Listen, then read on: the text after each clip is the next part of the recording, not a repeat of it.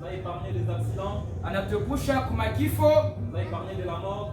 na anapenda kusema hii asubuhi tujikute tena bazima kwa ile jina lake lisifiwe. Il veut que ce matin nous soyons encore en vie au devant de lui, que son nom soit loué. Ndio kwa maana nitamiomba nyinyi wote tupate kushimama yulu, Prions de vous lever tous.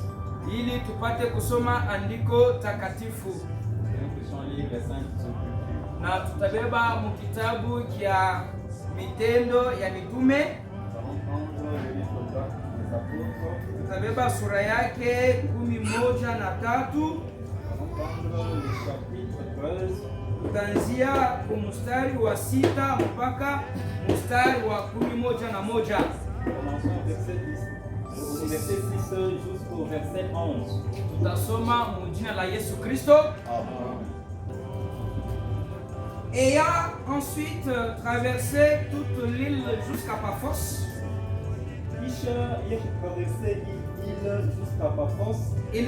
ils trouvèrent un certain magicien, faux prophète juif,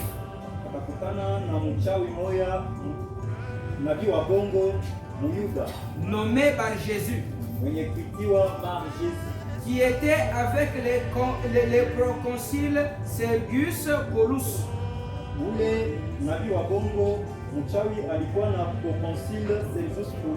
Homme intelligent, ce dernier fit appeler Barnabas et Saul,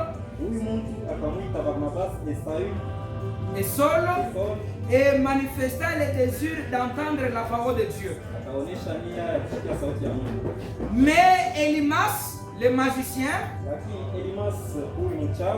car c'est ce qui signifie son nom, leur faisait opposition, cherchant à détourner de la foi les proconsuls.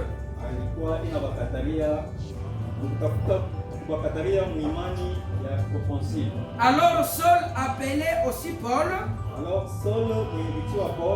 rempli du Saint-Esprit, fixa les regards sur lui et dit: homme plein de toute espèce de rises et de fraude,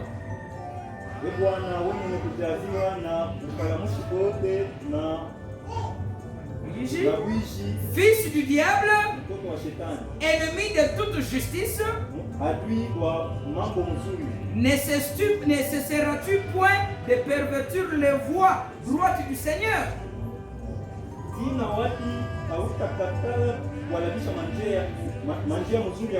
Maintenant voici la main du Seigneur est sur toi. Tu seras aveugle et pour un temps tu ne verras pas le soleil. Aussitôt l'obscurité et les ténèbres tombèrent sur lui.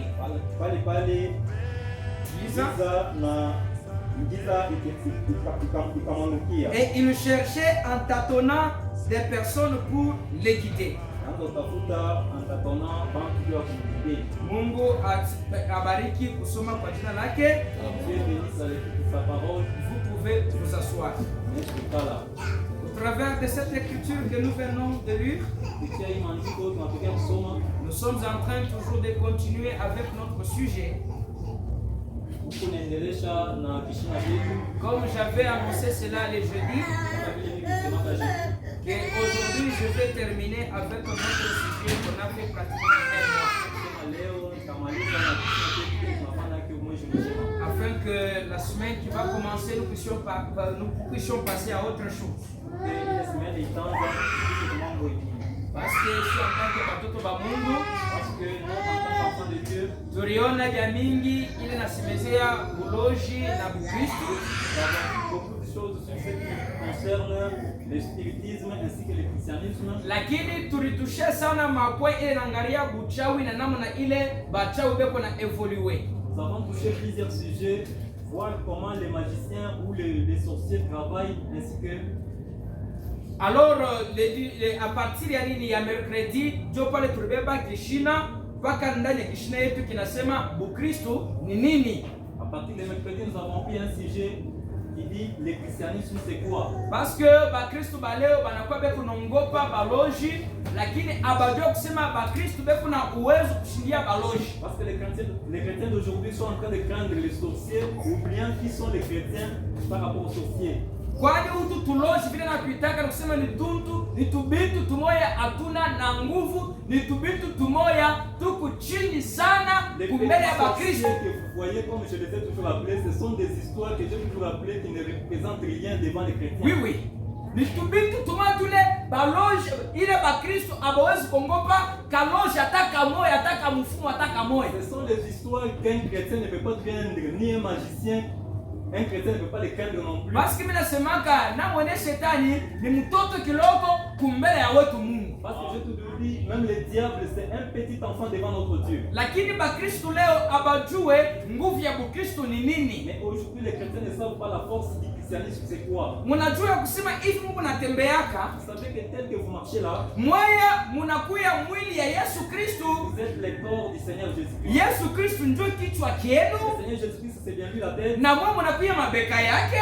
Vous êtes ses épaules. Na munakuya mwili wote msimu wa Yesu. Tout son corps. Parce que Biblia inasema hivi, Parce que la Bible dit, Mungu alijitumbukiza ndani ya Kristo. le Seigneur Jésus, Dieu s'était déversé dans le Seigneur Jésus-Christ. Na Kristo pia alitumbukiza ndani ya kanisa. Et le Seigneur Jésus-Christ à son tour s'est déversé dans l'église. Na kama tunasema kanisa haiko hii majengo tunaona na Et quand mwenye. nous disons toutefois que l'église ce n'est pas cet hangar que nous voyons avec nous. Lakini kanisa inakuwa ni wewe dada, inakuwa ni wewe ndugu. L'église c'est vous ma soeur, c'est vous mon frère. Lakini kanisa inapaswa kuwa na uwezo yote ya Mungu. L'église doit avoir toute la puissance de Dieu. Na njua nini kanisa haipate uwezo yote ya Mungu? Pourquoi l'église n'a pas toute la puissance de Dieu? Parce que kanisa haijitambue. Parce que l'église ne se découvre pas. Kanisa iko na ishi mkudisabu. L'église vit en s'oubliant. Ndio kwa maana bakristo baleo banakuwa tu bakristo banjina. Pourquoi les chrétiens d'aujourd'hui sont juste chrétiens par le nom? Na bakristo baleo banakuwa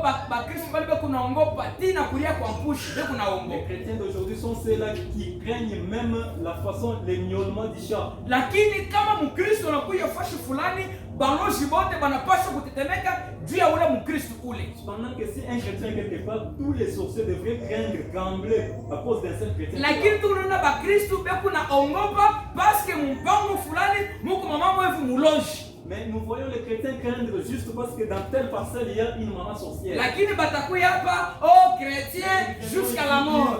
Bakristo tina proof. Oh je serai quelque part. Oh nitakuwa quelque part. Lakini mambo tu mnaimba haifanane na kile mko nasema. Tous les chants que vous chantez là, ça ne ressemble pas à ce que vous dites. Parce que nabii kuna sema hivi, Parce que le prophète dit, kila utasema kila na maana, lakini ile maisha utaishi ndio itaonesha kile kunasema.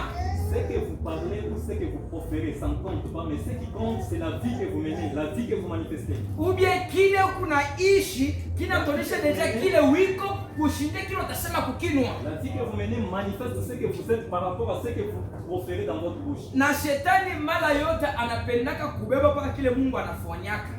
Le diable chaque fois a toujours pris ce que Dieu fait. Na kama Mungu anafanya kitu fulani Il fait quelque chose. lakini bantu banasema kama inakuya buloji. Les gens disent non, c'est de la sorcellerie. Tambiske shetani epu na fatula paka bila Mungu ndio anakufanya. Pendant que le diable lui copie juste ce que Dieu est en train de Mais faire. kama Mungu anajionyesha uwezo wake, Mais si Dieu se manifeste dans kama Mungu anatunza si magonjwa, Dieu guérit les malades, Mungu akifanya si miujiza, Dieu fasse les miracles, Mungu akifungule bantu, Dieu délivre les gens, na bantu batasema inakuwa ni shetani. les gens diront non, c'est du diable. Wakabla nilisemaka mara nyingine, Que je l'avais dit autrefois, ni mzuri uite shetani ya kusema Mungu, c'est bien d'appeler le diable Dieu ke uite Mungu wa kusema shetani. et d'appeler Dieu le diable. Kama unaita Mungu Si shetani vous appelez Dieu ni le diable, kusema unakufuru. si vous appelez Dieu le diable, c'est-à-dire que vous avez blasphémé. Amen.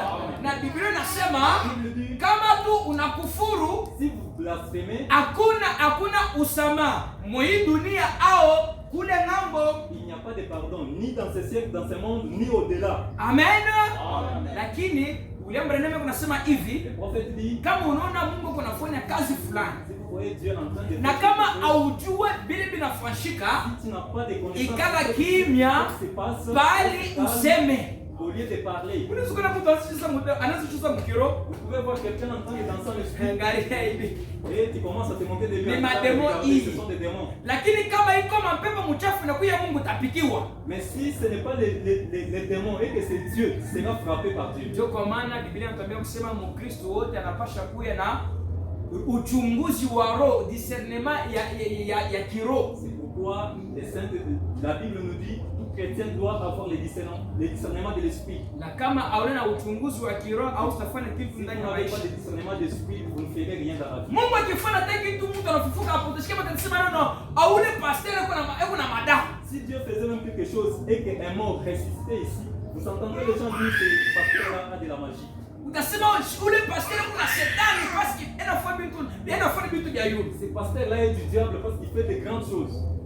Kama na kuswali dada, si je te posais la question, wewe na kuswali ndugu, je te posais la question mon frère, katikati ya shetani ule anaweza kufanya miujiza, qui peut faire des miracles, na Mungu ule sina na nguvu, utachakula nani? Et Dieu qui ne peut pas faire quelque chose qui n'a pas de puissance. Mie sasa mchungaji wenu tachakula kwanza shetani ule kuna uwezo ke Mungu asipo uwezo, que Dieu qui n'a pas de puissance. Parce que Mungu asipo uwezo atakupeleka wapi dada? Parce qu'un Dieu sans puissance, où vous amènera-t-il? Mungu wasipo kusema, wasipo maana atakusaidia kunini? Un Dieu qui ne parle pas, un Dieu qui n'est pas important, à quoi va-t-il vous aider? Na kama kuna kuya shetani, s'il y a le diable, ni kusema kuna kuya Mungu. S'il y a le diable, c'est na katikati ya wale wawili kuna kuya mumbaji na kiumbile. Il y a un créateur et une créature. Lakini ule mimi nasema le prophète dit katikati ya magonjwa na ule mtunzaka magonjwa, nani ni mtu mkubwa? Entre la maladie et le guérisseur, qui est grand? Ni mtunzaji. C'est le guérisseur qui est grand. Parce que yeye anajua kusema hii malali mtu anakuwa nayo inakuya hivi inakuya hivi. Parce que il sait que cette maladie que la personne a, elle est comme ça, elle est comme ça, elle est comme ça. Tusome kwanza nabii. Lisons d'abord les prophètes. Parce qu'on nasema bile Mungu anafanyaka bantu wanajifuatulaka paka. Parce que c'est que Dieu fait souvent, les gens imitent cela. Na shetani kuna fatula yote vile Mungu anaenda na kufanya. Et les diables imitent tout ce que Dieu est en train de faire. Na kama Mungu anafanya kitu fulani, et si Dieu fait quelque chose, bantu batasema kama inakuya buchawi. Les gens diront c'est la magie. Na mimi nitasoma mahubiri naitiwa Bwana Jésus. Tasoma mahubiri inaitwa Bwana Yesu. C'est prêché le 18 juillet 1954. Ok, je prends au paragraphe 43. Maintenant, voici un signe. Dieu avait dit à Moïse de pratiquer la guérison en Égypte.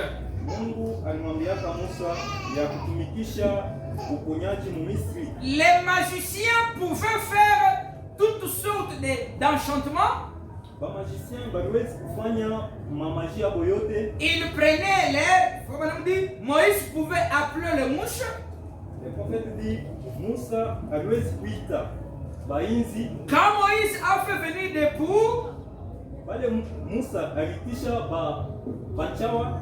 ils ont fait venir aussi des poux. Quand Moïse faisait venir une certaine chose, il faisait venir la même chose. Mais eux, ils ne pouvaient pas ôter cela. C'est ça là où réside la force de notre Dieu. Notre Dieu, il peut blesser, il va aussi bander la plaie. Notre Dieu, lakini shetani kama anakata kilonda ashina na uwezo kufanya nini ya kufunga kile kilonda. Mais si le diable vous blesse, il n'a pas la puissance pour bander cette plaie. Kwani Mungu wetu ndio kwa na uwezo tu, lakini shetani kuna kopie bila Mungu kunafanya na asibikopie mu 100%. Notre Dieu a toute puissance, mais le diable lui copie ce que notre Dieu est en train de faire, mais il ne copie pas dans toute la totalité.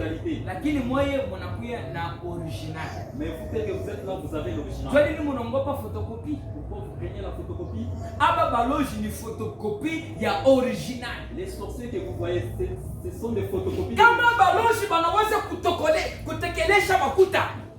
Si les sorciers peuvent faire sortir de l'argent, mara ngapi moye? À combien plus forte vous? Mnakuwa na ile uwezo mnashinda vile baloshi. Vous avez toute cette Mungu na imani unasema Mungu wangu. Hivi mimi nakuya mu presence yako. Mimi napenda kwangu kunyumba nipate makuta. Je voudrais que je trouve chez moi à la maison de l'argent. Unaweza unaenda unapata bakitanda hata $1 million na kuchukua. Je peux retourner à la maison si tu ton lit. Huko na ile mauwezo yote. Vous avez toute cette puissance là. Lakini mais kushinda kujijua. Manquer à se découvrir Na bon kujishusha. Kushinda bon unaongopa unajongopa eske mimi huyu mimi naweza kufikia kufanya mambo fulani. Vous avez peur, vous craignez que moi ici, est-ce que je peux arriver à un certain niveau, faire telle histoire? Lakini mkristo ni mtu yule anapasha kuonesha uwezo wa Mungu. Un chrétien c'est quelqu'un qui doit manifester la puissance de Dieu. Balozi wanaweza kufanya mambo fulani lakini hawawezi kuisha ile mambo. Les sorciers peuvent faire telle ou telle autre chose mais ils ne peuvent pas terminer cette histoire là. Et le prophète continue et dit comme ceci. Et il pouvait prononcer une malédiction. Mais il ne pouvait pas ôter la malédiction. Lorsqu'il a fait venir des ulcères, ils ont eu des éruptions. Babylone, et il ne pouvait pas se guérir. Comprenez-vous que la marque de Dieu c'est la guérison divine? Amen. La marque de Dieu c'est la guérison divine. Et le prophète dit, le premier nom, la première parole dans laquelle Dieu est apparu, c'était je suis l'Éternel qui te guérit, le débarrassant de toute maladie et tout. Jéhovah Jireh, ou plutôt Jéhovah Rapha. Jéhovah Jireh, c'était qui a pourvu au sacrifice. Et Rapha, c'était l'Éternel qui te guérit. C'est Dieu qui guérit. Satan ne peut pas guérir. Le diable ne peut pas guérir. Et lorsqu'on voit des miracles et des prodiges, et quelque chose d'autre accompagné dans le domaine spirituel, comme le discernement des pensées des gens, ok, immédiatement les cœurs non régénérés déclarent. Les cœurs non régénérés déclarent. C'est du spiritisme. Amen. Lorsque Dieu discerne les pensées du cœur des gens,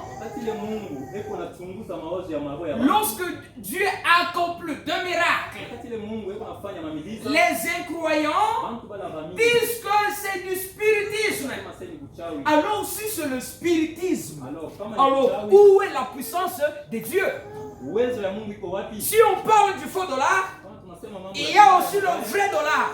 Alors si il y a seulement les faux dollars, s'il n'y a pas le vrai, ce qui veut dire les faux c'est le vrai. Parce que si vous refusez, ça c'est le faux. Montrez-moi ce qui est vrai. Amen. Applaudissez. C'est ça. Par exemple, il y a les autres qui font leur diplôme à la bureautique. Par exemple, alors on peut apparemment ça paraît identique quand on veut regarder les diplômes. Alors si on veut faire le checking dans l'ordinateur pour savoir peut-être, on va découvrir que c'est falsifié, c'est faux. Pourquoi? Parce qu'il existe des vrais diplômes. Il y a ceux-là qui font des cartes de lecteur à la bureautique. Avec votre carte de lecteur, ça peut paraître identique devant les yeux des gens. Mais il y a un code QR et qui est qui se trouve là-bas. Il faut qu'on va scanner le code QR sur la carte de lecteur. L'identité de la véritable personne va apparaître. Laissez-moi un peu ouvrir quelque chose là-dessus. Si la science peut évoluer au point que votre identité est sécurisée, qu'en est-il de l'identité d'un chrétien? Si je prenais le coup à la carte de Frère Banks, j'ai donné à quelqu'un qui connaît beaucoup plus l'informatique, il peut supprimer la photo de Frère Banks, mettre ma photo. Il peut supprimer tous les noms de Frère Banks, mettre mes noms à moi. Il peut modifier les dates de naissance. Bon, je peux dire, quoi qu'on appelle, de quoi? Des identités, hein? Peut-être là où la provenance, les liens de provenance, le village, tout, il peut tout modifier. Mais on ne va pas modifier le code QR. Amen. Le code QR, ça va rester identique comme cela. C'est pourquoi si vous partez à la banque, alors on va commencer par vérifier le code QR. Quand on scanne cela, d'apparence, on va jouer à table là-bas. Mais quand on scanne, on voit que ce banque c'est là-bas des visages. On va dire, monsieur, tu n'es pas sérieux? Alors apparemment c'est toi, mais quand on entre en profondeur, ce n'est pas toi. Et on risque de t'arrêter.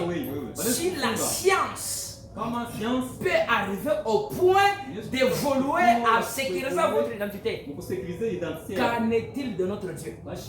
Si vous êtes un chrétien, votre identité est irremplaçable.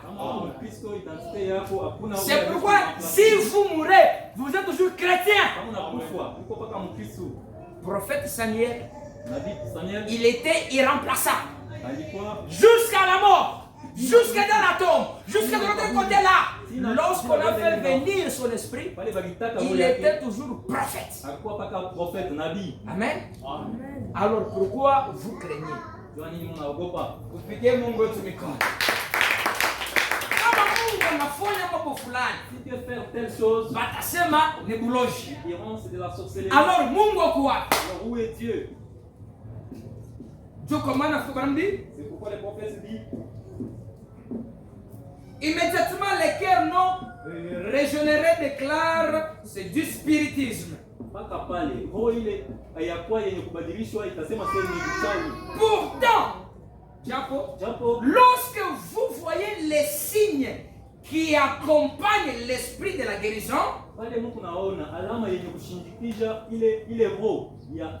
de la guérison et les bénédictions de Dieu, vous comprenez que cela vient de Dieu. Lorsque vous voyez les signes qui accompagnent l'esprit de la guérison,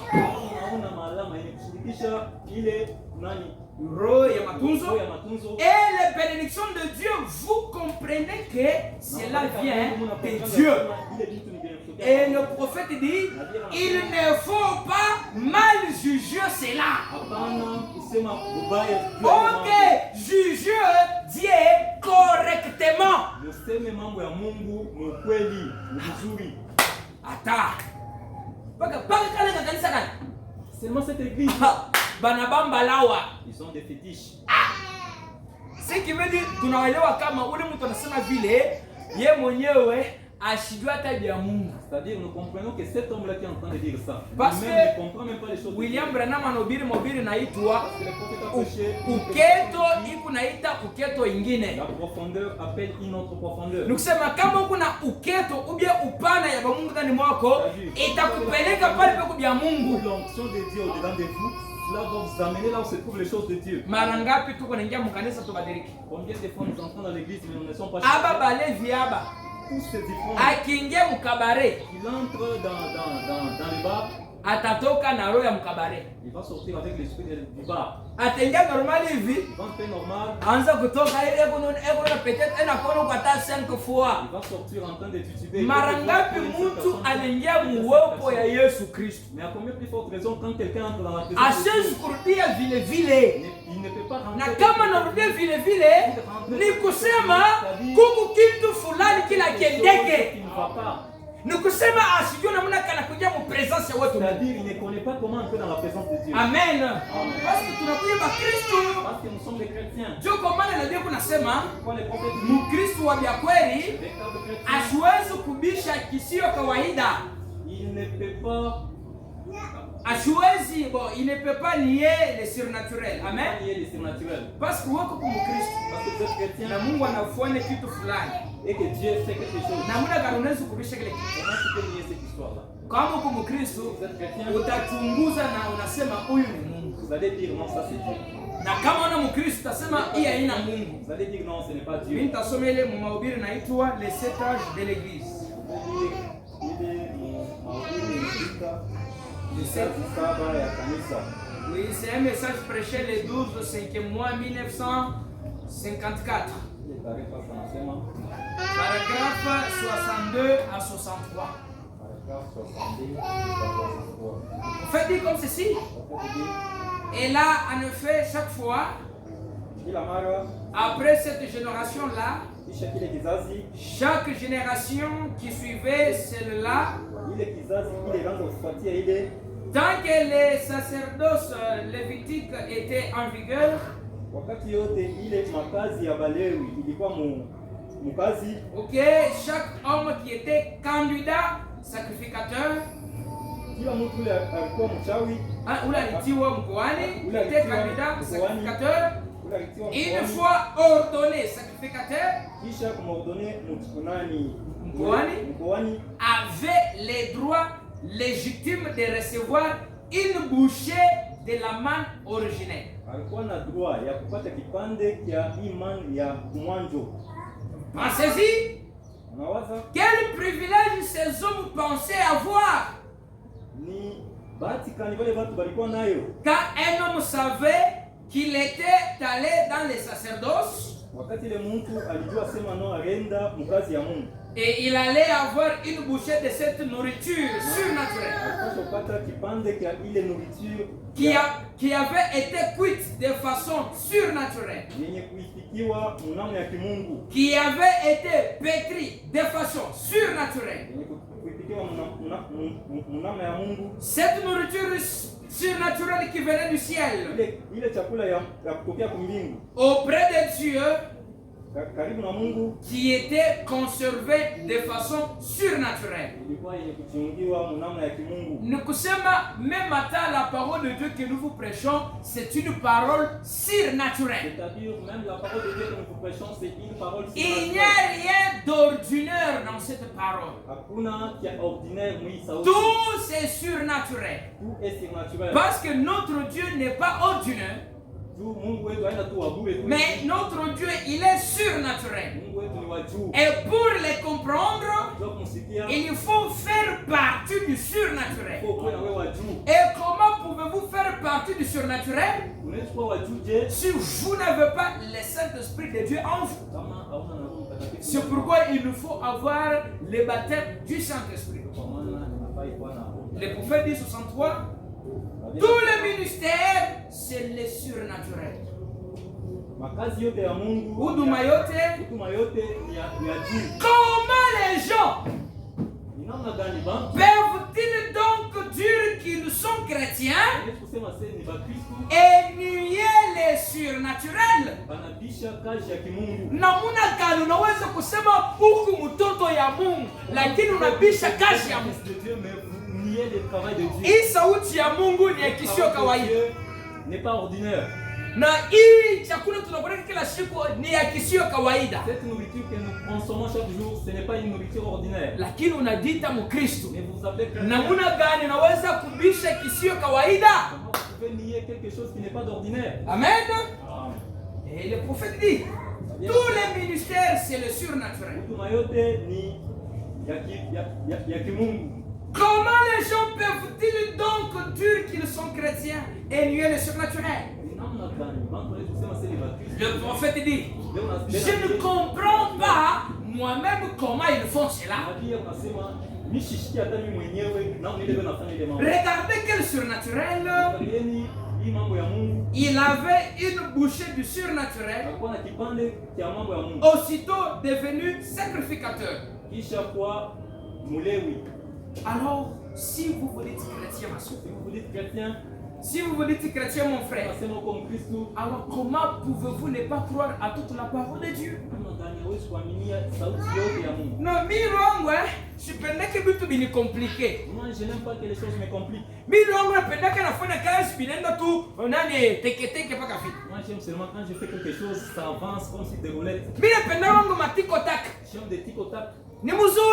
C'est bien. Le prophète kunasema Mkristo ashitafutake mambo ya teketeke, mambo ya kwenda tu mzuri, hapana. Ne cherche pas les choses qui sont faciles, ce qui marche facilement. Ni kusema ule unatafutaka vitu vya kuendeka teketeke ni ule ashina Mkristo. C'est-à-dire c'est lui qui cherche les choses qui marchent facilement. Parce que Mkristo ana mambo moyo vitu vya teketeke. Un chrétien n'aime pas les choses faciles.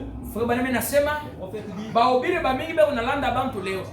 Beaucoup de prédicateurs trompent les gens aujourd'hui. Bego naambia bantu disent aux gens mkuye kwa Kristo na vyote vitendeka mzuri. Na ndio nasema bina vile. Na ndio nasema kama unakuya kwa Kristo ndio wakati vyote vinarabika. Na ndio kunasema hatuna pafuashi ya michezo. Nous ne sommes pas un terrain de jeu. Amen. Kama unajita Mkristo, vous appelez chrétien, ni kusema banakuvalika vazi ya kazi. C'est-à-dire on vous a donné l'uniforme pour le travail. Kisha banakukaburia silaha. On te donne l'arme. Na banakupeleka mushamba ya bukomvi. Et on t'envoie sur le champ de bataille. Na ndio kunasema utakombana mpaka siku ile utakufwa. Vous allez combattre jusqu'au dernier souffle de votre vie. Na ukiamini leo sauti ya Mungu, si vous croyez la parole, ndugu na nyumba wako ndio atakuwa adui wako. Votre voisin sera votre ennemi. Ukiamini leo sauti ya Mungu, saa zingine bazazi yako batakuwa badui bako. Parfois tes parents deviendront tes ennemis. Saa zingine batoto batakuwa badui bako. Parfois tes enfants deviendront tes ennemis. Parce que Kristo haina mambo ya teketeke. La chrétienté c'est pas une chose facile. Mimi tasoma ile dans les véritables sceaux de Pâques. Il vous prêchait le 2 avril 1961. Je prends le paragraphe 78, dernière partie, jusqu'au paragraphe 79. Amen. Le prophète dit comme ceci. Mais aujourd'hui, les gens sont si avides. Ils cherchent à gagner plus d'argent. Ils cherchent à avoir une vue plus facile. Eh bien, il s'agit bien de non-chrétiens. Le prophète dit, les chrétiens ne demandent pas la facilité. Tant de promesses sont faites aujourd'hui parmi les chrétiens. Tant de ministres promettent de fausseté aux gens. Et ils disent comment? Si seulement vous venez à Christ, tous vos problèmes seront réglés. Amen. C'est moi qui vous le dis. Quand vous venez à Christ, c'est alors qu'il commence. C'est alors que vous mettez un uniforme, que vous prenez un fusil et que vous allez sur les champs de bataille. Ce chemin chrétien n'est pas un lit fleuri des anges. Amen. Ah. Anasi kutafika hivi na Dodoma, una ashaza laka pa Dodoma. Asipporte kulala pa Kanati. Celui qui s'est déjà une fois couché sur Dodoma, il ne supporte pas dormir sur le Kanati. On a d'abord pasteur ba abene ba mantumba ba véhicule aba. Vous voyez même les pasteurs, ceux qui ont des gros ventres véhiculés là. Ça n'attend que ça. S'il veut donner les sangs. Amen. Amen.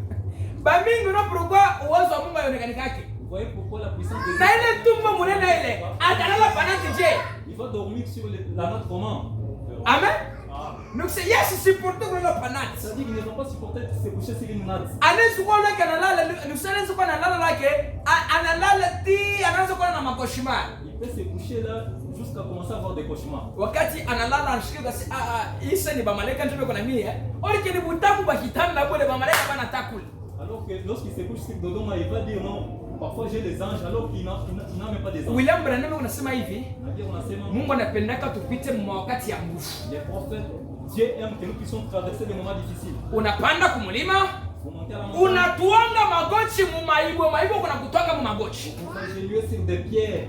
Na ule Branham anasema unekala karibu unaribu fulani pale pia kuma mustiki anaanza kukumiza. Vous êtes tout près d'une pierre où il y a des moustiques qui commencent à vous piquer. Na nabii kunasema unekala foshi mo hivi yuwa inaanza kukupika sana, unakuwa mal à l'aise lakini muopo yake. Vous mettez quelque part où le soleil va commencer à vous piquer mais vous êtes dans la présence de Dieu. Wakati unadumu ile mambo ile, quand vous persévérez, ce problème là. Jo wakati utaona mkono ya Mungu inaonekanika. Alors que vous allez voir la main de Dieu. Na ule Branham anasema hivi, wakati unafanya mambo unaona binakuya nguvu yote aliendeke, fanya attention, baraka iko karibu. Faites attention car la bénédiction est proche. Ni shetani ena kuisha bintu nguvu ndio kutosha imani msauti ya Mungu pour que ubaki mu mateso. Pour enlever la foi dans la parole de Dieu pour que tu restes dans la souffrance. Hatuna Kristo haiko kitanda kia resort, kitanda kia maua unanipiga hivi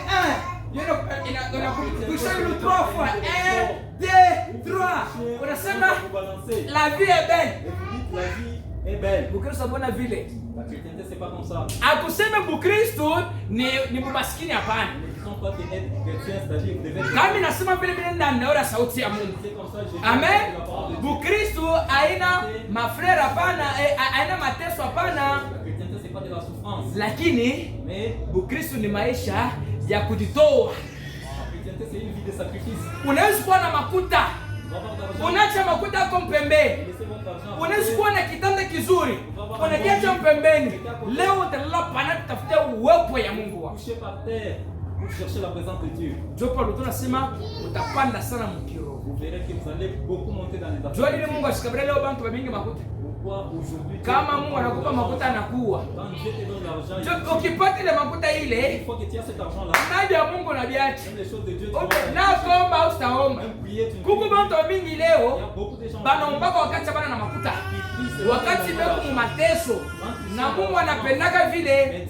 Mungu anapendaka akwache mu mateso ndio anze kuomba. Dieu aime vous laisser dans la souffrance pour ndio akikupa makuta au utaomba. Lakini Mungu mara nyingine wakati unalia Mungu kunashikia mtamu sana. Kwa wana kunalia sana. Pale oh Mungu tenda, Mungu tenda. Toi anabivinya tena. Sababu hivyo anaweza nakupa hako. Mwangalie wakati Mungu anamipaka makuta mnafaka nini? Bengine na nguvu ya maombi na inaendaka. Parfois les autres même la force de la prière n'est pas encore là. Leo aujourd'hui baminga bana Roho Mtakatifu. Mundu asiwezi kusuporter bakia 1 mois, 2 mois bila kuwa na telefone. Quelqu'un ne peut pas supporter rester 1 mois, 2 mois sans téléphone. Mais mundu ana supporter 5 ans bila Bible. Mais quelqu'un supporte faire même 5 ans sans la Bible. Ah, sœur. Ma sœur. Hata kama wewe kusoma kwa na Bible yako kumkono. Même si tu ne connais pas lire, aie ta Bible entre les mains. Amen. Tu veux ceci.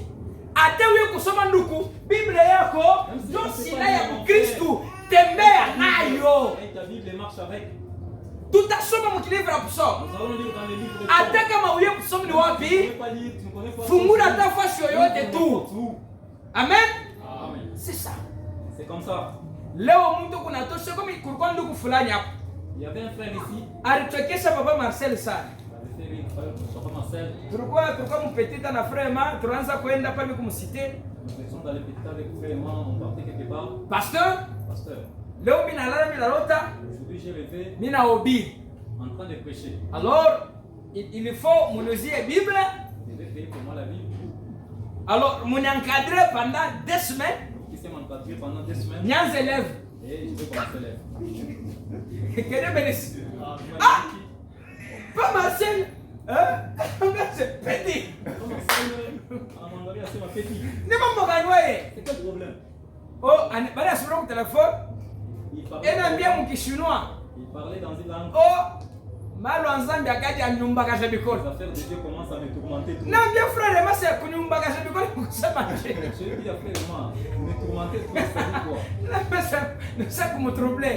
Les choses de Dieu commencent à les troubler. Frère, Frère, mais les frères achira na nguvu kwa supporter mateso. les frères n'ont pas la force pour supporter. Kwa nangala sisi souffrance na pita foni na tangu soda. Quand tu regardes que la souffrance a dépassé, il dit bon. Na se wona dinda sema Mungu anakuita ubiri. Kuko maepreuve ya utumishi kwako. Mais tu dis Dieu t'a appelé à prêcher. Il y a les épreuves pour les ministres.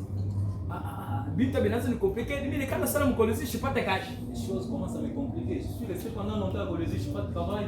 Pasteur, vraiment na connaissance sana mukije. Parce que comme vous avez trop de connaissances au Kije, Unipeleke tu nijinscrire ale nianze tu busoda.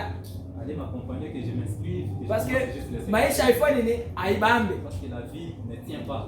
Paka hapa mimi na kuyumbakasha hapa kama ndio busoda tena. Njoo bitaacha kuyumbakasha bibi tena kuyumbakasha. C'est-à-dire lorsque tu vas au service militaire, ça ne va pas encore te déranger. Et ça s'arrête là. Amen. Applaudissez pour de notre Dieu. Je vais continuer à lire un petit quelque chose. Le premier nasema hivi. C'est alors qu'il commence. C'est alors que vous mettez ces uniformes que vous prenez un fusil et que vous allez sur le champ de bataille. Ce chemin chrétien n'est pas un lieu fleuri d'aisance. C'est une bataille qui commence dès l'instant où vous vous engagez. Et qui s'achèvera quand votre esprit sera libéré par la mort. Et le prophète dit, vous n'êtes pas sur un pique-nique. Il dit, vous êtes sur un champ de bataille. Et c'est ainsi qu'il nous est promis des choses.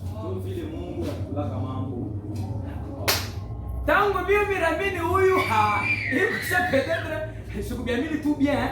Depuis que moi ici j'ai écrit, c'est comme si je n'avais pas bien écrit.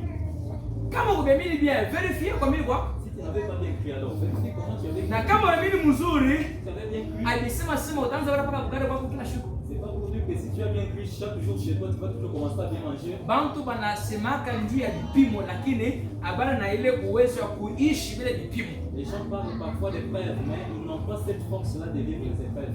Awesema njoo kipimo bwana yako anayezukuya pio ile Mungu atutumikishe njoo kupima. Njoo Mungu akupima. À cause de l'épreuve, ton mari peut devenir un pion que Dieu va utiliser pour te. Unatoka tu kubisa saa zingine ulimbo naingia maonction. Tu quittes juste à l'église, parfois tu avais chanté, tu es en train d'annoncer. 13h unafika kunyumba. Il est 13h à la maison. Saa zingine dimanche unafika hata 14h. Parfois dimanche vous avez. 13h. Hivi na hivi. 13h. Majiflo kingali kinchi. Les gifles commencent avec toi alors que tu es en Toi anakupasira manguo yote. Il déchire même pour toi les amis. Unabakia sa bebe. Tu deviens comme un bébé. Nikone tena mkanisa kubulu. Et je te vois encore dans cette église. Anakupasuria Il déchire manguo yote. tous les amis. Bantu banakuzomea. Les gens crient sur toi. Ndio baone vile utafua. Que l'on voit ce que tu dois faire. T'as rien. Mie na vya Mungu mimi naacha. Moi ici avec les choses de Dieu, j'ai Hii banaanza kunishusha heshima hivi. commence à m'humilier comme Ora ça. sasa vya Mungu ni facile. Toi tu pensais que les choses de Dieu c'est facile. Vonya ushamini ke uamini. Mieux vaut ne pas croire que de croire.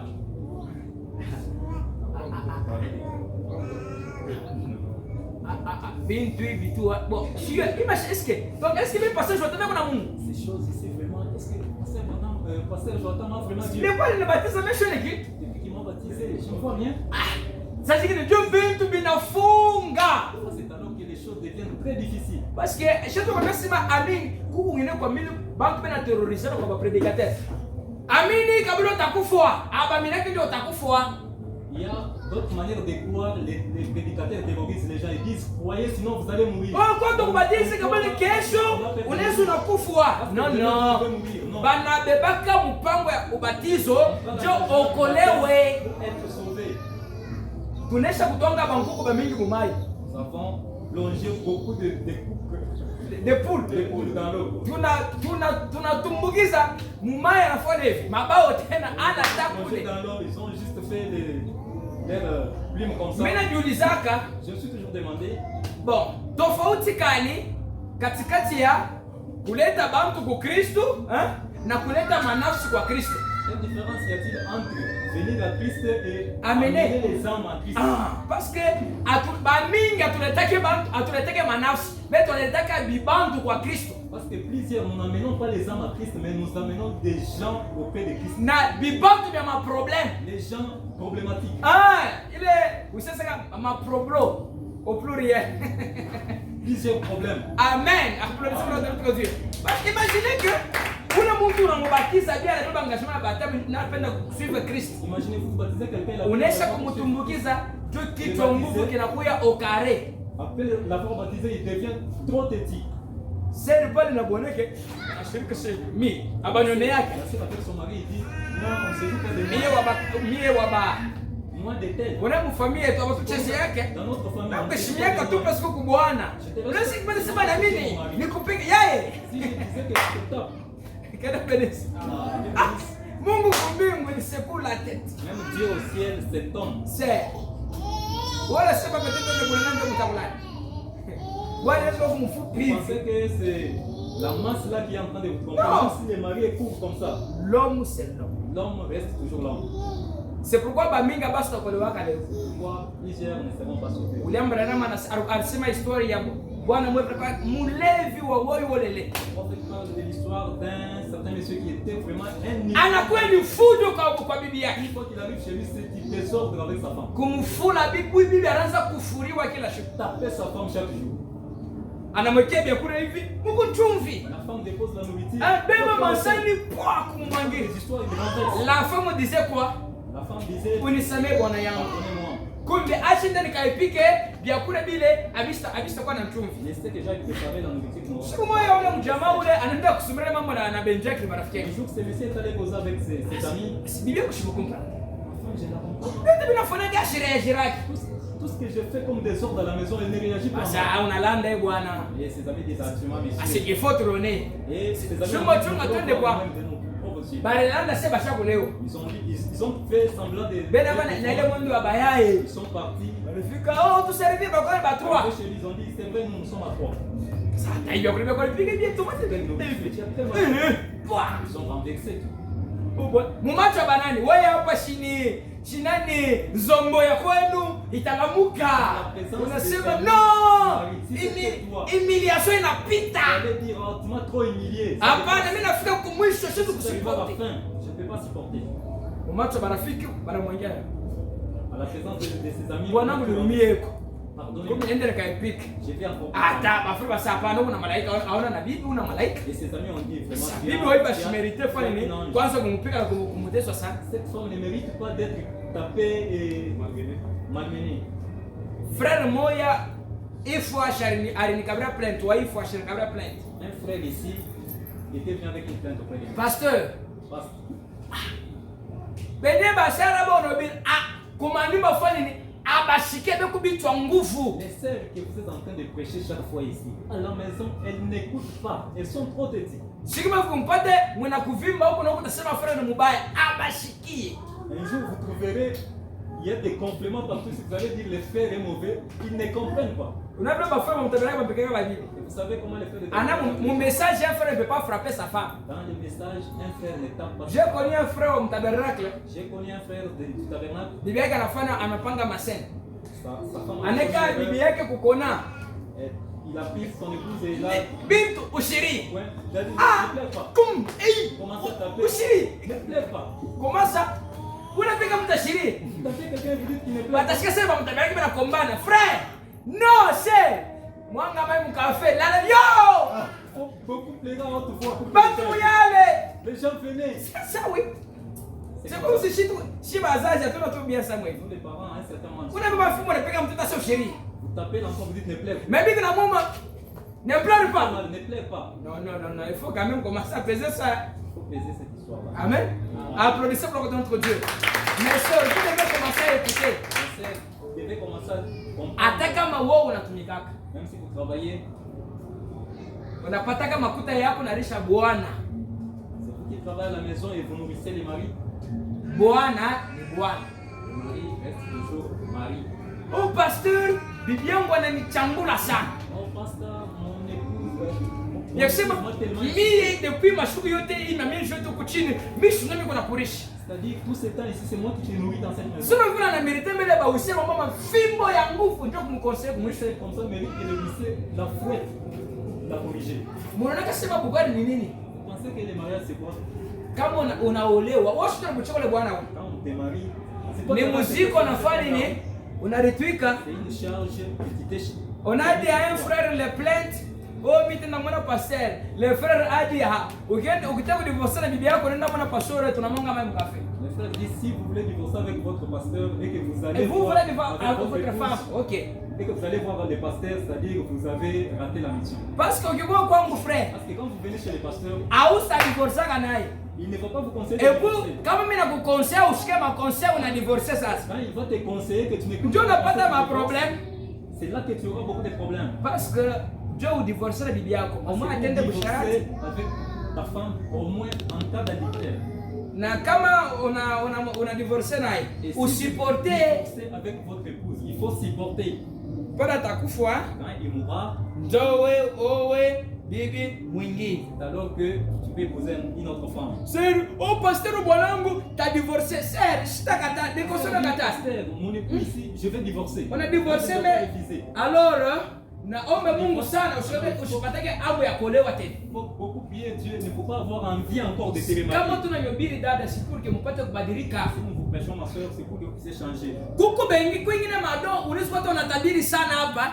Me Bwana anaangalia sema unaweza kumkabla Bwana kwa profesa na ikatala pourquoi vous vérifier kunumba amweke Bwana à Il y l'aise. a d'autres dont tu peux être là, tu prophétises même à ton mari et que le mari n'accepte pas. Vérifie à la maison, tu ne mets pas ton mari à l'aise. Kama unapenda okolewe, Si tu veux être sauvé, anzia kuheshimia Bwana yako. commence par respecter ton Parce mari. que kama wanaisha kukoa dada, Parce que une fois que tu okovu es yako ikulie kusumission ili kuna kwa Bwana yako. est lié à la soumission vers ton mari. Ako wakilema, ako mulevi, unapaswa kuonesha kutifu. Tu dois montrer la soumission. Hakuna kusokoka.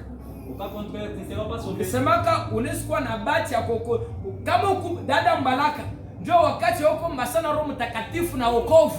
Si tu es une soeur célibataire, c'est ça le moment de beaucoup prier pour le salut de ton âme.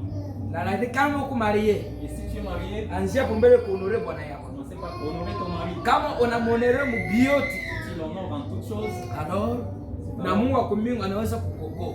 Dans ce moment-là que le Dieu du ciel peut te sauver. Unaweza unaonore Bwana yako. Peut-être là tu honores. Mais ton mari, batoto wako kama ubongoze mzuri, mais tes enfants, tu ne les conduis pas bien.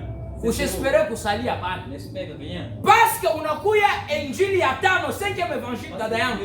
La 5e évangile. Après Matthieu, Après Matthieu, Marc, Luc, Jean, ni wewe dada. c'est toi Dada. Ni kumulango unaanza kufundisha batoto yako. À la maison, tu es en train d'enseigner Batoto yako awafundisha kata kuomba, tes enfants. Tu ne les enseignes pas comment prier. kuomba kwenye aombake, Toi-même, tu ne pries pas. et puis Mungu niokoe. Et puis que Dieu sauve-moi. Mungu atakokoa par rapport à nini? Dieu va te sauver par rapport à toi. Unapaswa kuchunga nyumba yako mzuri. Tu dois bien garder ta maison. Kama Bwana anatoka nje ya yake nyumba, tuverifie bibi ashiprotege Bwana. Si le mari commence à aller en dehors de sa propre maison, il faut bien vérifier sa femme. Parfois, Na kuba bengine ba freme nafanya bintu kumakusudi croyant que non, oh ni shetani, tandis que ce sont eux-mêmes qui ont fait cela. parfois, il y a certains frères qui font des choses volontairement, disant non, c'est le diable, alors que c'est eux-mêmes. Comme vous êtes mariés, aimez-vous. Si vous êtes mariés, il faut vous aimer. Priez beaucoup les uns les autres. Priez les uns pour les autres. Priez pour votre mari. Priez pour votre mari. Priez pour votre femme. Priez pour votre femme. Et Dieu va vous assister. Mungu atanisaidia. Alors si vous ne priez pas pour vos enfants, Kama mwombea qui autre va le faire? nani ataifanya? Faut banam dit, dans un foyer chrétien, Jamaa ya Bakristo, les anges visitent ce foyer-là. malaika Mais wanawatembelea. je peux poser la question immédiatement. Quel couple a déjà reçu la visitation de l'ange? Swali hapa ni jamaa kanini kwa kutaka visitation ya Peut-être vous allez me répondre par une question. Bon, la visitation de l'ange, ça se fait comment? Ou bien, bon, on va raconter comment c'est la visitation de l'ange. Dieu commande à moi, je combat ça. Vous devez beaucoup prier. Dada, sécuriser bako batoto. Ma soeur sécurise tes enfants. Sécuriser wako bwana. Ma soeur sécurise ton mari. Frère aussi, naye, asifunge pa mkabele rapport kwa bibi hapana. Les frères aussi n'attendent pas seulement que les rapports du soir fournis par son. Des fois unakuya, parfois vous venez, unasema nani, nichembe journée repita je. vous demandez à votre épouse. Hapana, c'est tout système yetu wa chinois. C'est tout notre système de chinois. On veut chefuser toutes les choses. Le seul faut bien laisser tout chef. Nanko pour être chef. Ce n'est pas ça. On peut faire voir que dans toutes choses que non, vous êtes chef. C'est pas comme ça. Où nanko pour pas. Vous avez une tasse ici. La femme est dehors. La femme est à l'extérieur. Kabeji! Kabeji! Viens! Eh, roi! Roi ma belle! Roi! Kuya! Eh, kukuna na kuya oh! On est kabele l'enco. Ah, frère! Pas comme ça. Non. Pas comme ça. Ah! Robodon! Quel bénisse! Vous savez, kutoanga sombe, le kaja ba frère. Travail des frères. Kukolopa munyumba, le kaja ba frère. Donc je suis dans la maison. Mais c'est dit amen. Amen. Quand on fait ça, c'est pas ça, non? Oui. Or que les sœurs sont venus vous aider dans vos tâches. Donc c'est ma kazi yote wando kuifanya, lakini pale kwa pembeni yako anakuwa kusaidia kwa ile kazi.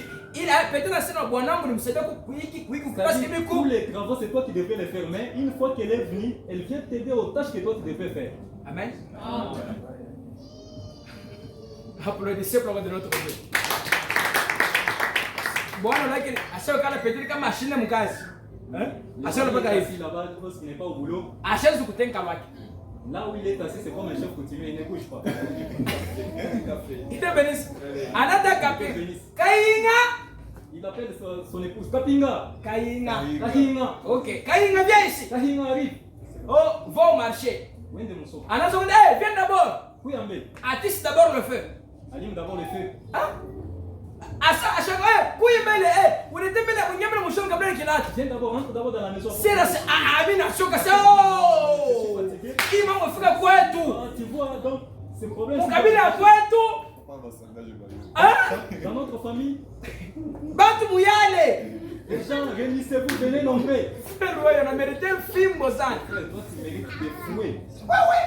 Parce qu'il y a d'autres choses, hein? Kama bwana sinako, la sœur est contente. Quand le mari n'est pas là, la sœur est très contente. Elle sema kibwanangu jazi kwenda kushiku. Mon mari là, il vient seulement. Parce que kama agase kumbe ingine babo se viera mbwana kuyi. Na bato sema viera mbwana kuyi. J'ai appris ça oui. Les enfants qui appellent leur père que viera mbwana est en train de venir. Vievanda na kuya. Wanapita batoto bote. Tous les enfants quand ils voient viera mbwana. Unakuta bibi atatoka na cheka. Tous les enfants qui étaient en train de jouer, tous ils sont très calmes quand viera mbwana. Bonsoir. Bonsoir. Mais quand vous allez bibi nukuluka batoto biribiti kubunguluka. Frère, ce n'est pas comme ça qu'on peut faire les choses. Ce n'est pas comme ça. Vous pouvez flexible. Soyez flexible. Amen. Même ça qu'on a Bible, hein. C'est-à-dire votre épouse. Attends, na makuta mingi. Même si vous n'avez pas beaucoup d'argent. Il faut bien se sentir très à l'aise. La femme se sente à l'aise. Mambo mo nini? Autre chose c'est quoi? On a abatoto bota balabala c'est à cause de wazazi. Tous ces enfants qui sont sur la voie publique, c'est à cause des parents. Mungu nenda na kuzali. Vous êtes en train de donner naissance. Vile Mungu nenda na kuishi. Tel que vous êtes en train de vivre. Je voulais benu batoto bataishi. C'est comme ça que vos enfants vivent. C'est pourquoi frère uteko wa. C'est pourquoi mon frère, s'il vous plaît, vous mariez. Comment mwingine hata bibia kama ni Mkristo ha. Ndio kama il faut qu'on s'aime comme la famille yabo. C'est ce que moi je vous dis. Même si votre épouse c'est une chrétienne, avant de l'épouser, il faut d'abord commencer à voir les familles. Au moins kwa na ile roho takatifu tina mumankucha. Au moins si elle est baptisée du Saint-Esprit même. Angalia mama yake ya bibia kunataka kuangalia je. Voyez un peu la maman de votre épouse. Angalia vile mama ikala observe tu kwa bibia kwa vile mama yake bibi yako anajibwaka baba komuko. Mettez-vous observer un peu comment votre belle-mère répond à votre beau-père. Na ujeke vile bibi yako ataanza kukujibu. Et mettez-vous maintenant, imaginez-vous comment votre épouse commencera à vous répondre. Je vous dis, kugina ma comportement ata una roho mtakatifu Certains comportements, si vous avez un esprit, ni kazi ndio ikuishe. Surtout kama inakuwa ni nature. Surtout que si c'est une nature. Nature pas changer peu kokage. On peut changer un comportement mais pas la nature. On peut changer un comportement mais même le prophète Branham aussi. Il est makara bishilani. Alirita kwa nkambo yake. Il avait hérité cela de son grand-père. Kambo yake naye babake naye alirite kwa babake. Son père aussi avait hérité de son grand-père. Asi inakuwa ni nature yangu. You see, na Branham anaanza kukombana ndio ishe. Branham était en train de faire beaucoup d'efforts pour avant encore. Il faut uyembele bibi yako parce qu'un frère m'avait posé la question, est-ce que pasteur, ton épouse, un frère m'avait posé la question. Est-ce que il est nécessaire ou y origine ya babibi? C'est ça. De la femme. Il faut savoir. Vous devez connaître ça. Amen. Oh, l'amour est aveugle, ok. Mais un jour, vous aveugle, vous utaona. Sababu utaona, utakuwa besoin kwa aveugle, mais pas les aveugle, là ça bien gâté. Vous souhaiterez être aveugle, mais pourquoi beaucoup madeka mu mariage aujourd'hui? Pourquoi il y a plusieurs débats dans les mariages aujourd'hui? Atubebe wakati ashikomba Mungu revelation ya Mungu. Parce que nous ne prenons pas le temps. Mwanamke wote anaokoa frère.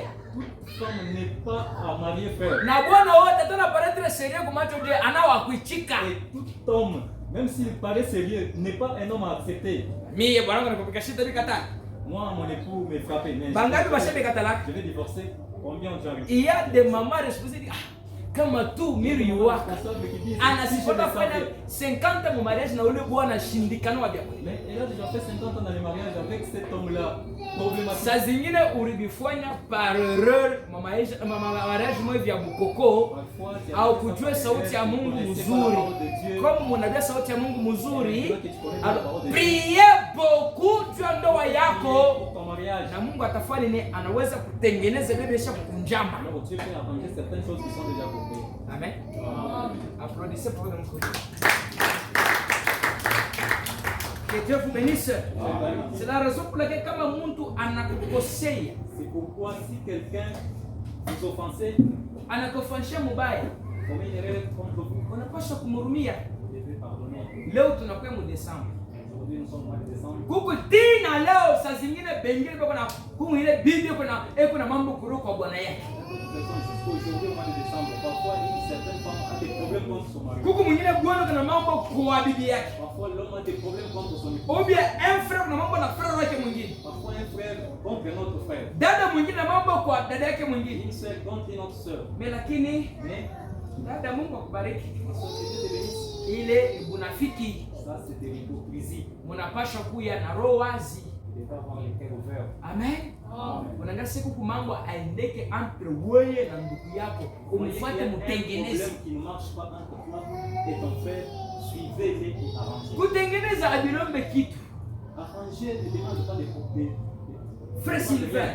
Frère Sylvain. Mimi nakuwa unaona biko na mambo contre wewe. Je suis venu, moi j'avais tel problème. Ulinikosea pa mambo fulani, pa mambo fulani, pa mambo fulani. J'avais offensé dans telle chose, telle chose, telle chose. Alors biko besoin unumie. Je viens devant vous. Je viens devant toi. Est-ce que unirumia kwa Pardonnez-moi. Est-ce que tu me pardonnes? Ce n'est pas kama nalomba buluma batayunia. Non! Ukifuate macho ya mimi sema macho ya bantu inauishaka batu. Si tu suivais les mouvements des gens, tu mourras. Niye utunalia. Mimi najibembelesha. Kumbe utasema ni mbafu. Je suis un idiot. Ça pas le faire une erreur au comme galamushi. Mais quand tu avais commis cette erreur, pas le faire pour comprendre comme galamushi. C'était intelligent quand tu faisais ça. Shuka bumbafu. C'était idiot. Alors imiliefu. Na Mungu atatusha bumbafu unakuwa mtu wa maana. Humilie-toi et tu enlèveras cette idiotie et tu deviendras quelqu'un de fort. Mimi ku frère ka Et je demande à mon épouse pardon. Il va voir comme si je ne représente rien. C'est comme si je suis vraiment à un niveau de tandis que celui qui demande pardon est élevé par rapport à celui qui... Quiconque s'humilie sera élevé. Celui qui s'humilie sera élevé. Celui qui s'élève de soi-même sera humilié. Alors pour s'humilier, c'est un problème. Kuko mama esha moya ile ya mama Shimango. Il y a certaines vies de... Surtout Bassé. Surtout les sœurs. Jo kama mimi nakatalaka mankunji, les clans. J'ai toujours refusé des clans, des coupisquilles. Non, shipendaki. Je n'aime pas ça. Jo kazo na ser Kitoyo na dada Kibwabwa wanza kuchangana sana sana. Vous pouvez voir la sœur Kitoyo et la sœur Kibwabwa en train de se réunir. Utasikia peut-être mwanza kutoka mambo mambo. Et dans les réunions là, il y a... C'est pourquoi umu mujari bajite. C'est pourquoi ici, kama munatoka, quand vous sortez, mulamukiane mupokeleane. Saluez-vous, embrassez. Kama na mambo munariambia, munatoka munene shipenda magrupu ya munaisha munazidi kupata aba batua. Banenda mumuchi ya yembe, aba banenda muchi avoka, aba nenda huku. Au finish, utashikia mambo mkalisi. Après, nous aurons des problèmes dans les... Kama kuna ma rencontre yenu, mwanzo kana ma rendez-vous ailleurs. Les rendez-vous c'est à la maison. Kubine ba frère. Pas ici à l'église. Frère Banks, aonekanik? Frère Banks, vous ne me laissez pas voir. Hapana frère ma, kumbi mimi na frère Banks kumbi mie Banks wewe ma, kumbi tupatane dimanche. Pamisa tusumire kopi. Frère Banks, comme ça on puisse se rencontrer à l'église le dimanche à l'église. Frère ma na frère Banks na kopi ya kufuai. Rendez-vous yapo ni papa Pamisa. J'ai rendez-vous c'est à l'église. Frère, nene kumiandama mbio. Bamba, oui oui. Ce n'est pas ça. Ce n'est pas comme ça. Non. Pas comme ça. Ou bien frère, je suis quoi mingi kwa mbele kupesa tona? Ou bien frère, je ne te vois pas. Parce que ce n'est pas tout na kopo mwe vya kufua. Kama tu frère Banks romana kumbela kube frère mwana kumbela. Kabela de rendez-vous shi wana lakini tutoni. Fixez-vous les rendez-vous. Uko pale ba oui, je viens. Ou bien tu pata na fashi fulani. Oui. Je viens où? On puisse se rencontrer. Kanisa haina fashi ya rendez-vous. À l'église, ce n'est pas un endroit de rendez-vous. Bon. Parce que mon rendez-vous moule, mutafika mnaanza kufanya mambo mwe vya kutoboka. Il y a certaines choses que les gens font qui n'est pas bon. Amen. Applaudissez pour de notre Dieu. Nous passons les 7 âges de l'église. Qui est prêché le 12 mai 54. Je prends... Bon, je prends d'abord dans la foi de Marie. Après la foi de Marie, je vais prendre les 7 âges de l'église. Parce que nous devons nous pardonner tous. Pour que notre Dieu aussi puisse nous pardonner. Nous devons pardonner tous pour que Dieu nous pardonne aussi. J'ai prêché, la foi de Marie s'est prêchée le 11 mars 1960. Paragraphe 44. Écoutez ce que le prophète dit.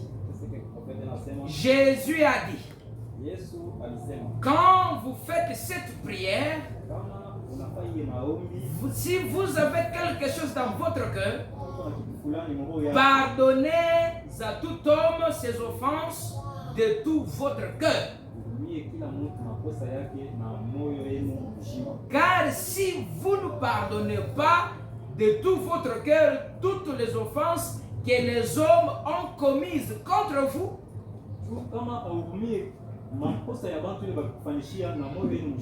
votre Père Céleste ne vous pardonnera pas non plus le vôtre.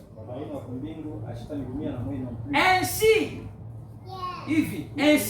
pour entrer dans cette ligne, soyez libérés du péché. Confessez vos péchés les uns aux autres. Priez les uns pour les autres, afin que vous soyez guéris. Amen. Kama mko na makosa fulani unapaswa kurumiana. Si vous avez certaines offenses, vous devez vous pardonner. Anawaya upendeke kurumiana. C'est pas toi, tu n'aimes pas pardonner aux gens. Mie tina kungulube. Jusqu'à la mort.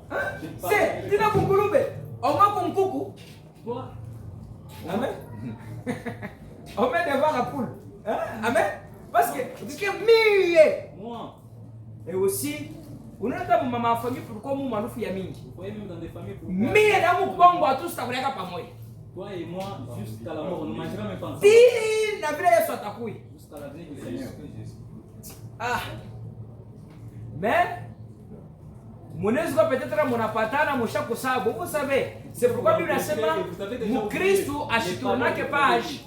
C'est pourquoi la Bible dit un chrétien ne tourne pas la page. Mukristo anatengenezaka. Un chrétien arrange sa vie.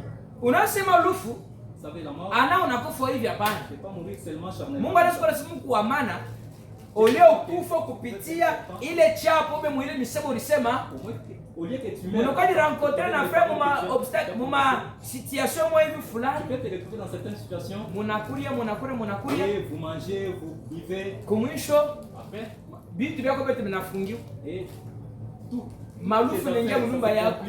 Mamalari. Mukristo ashilapake. Un chrétien ne fait pas de vœux. Banalapaka ni kumbele ya Mungu. On fait des vœux devant Dieu. Nikukone tu hii bibi yangu. Uwe mtoto nikukone tu na mambo fulani. Je te vois seulement avec tel problème. Unaweka misemo. Ni mzuri naweka misemo. Mais ile misemo unaweka utairekolte tôt ou tard. Tu vas récolter cela tôt ou tard. Mukristo anarumiaka.